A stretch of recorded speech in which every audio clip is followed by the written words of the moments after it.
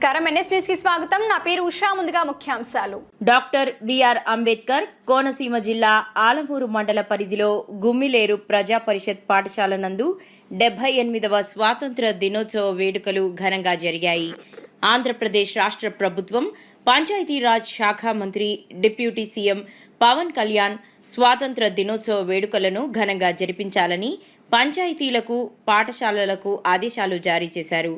ఆయన ఆదేశానుసారం స్కూల్ విద్యా కమిటీ చైర్మన్ బొంగ రాజారత్నం, స్కూల్ ప్రిన్సిపల్, పాఠశాల ఉపాధ్యాయులు, తెలుగుదేశం జనసేన నాయకులు, పంచాయతీ సిబ్బంది ఘనంగా జెండా వందనం చేశారు.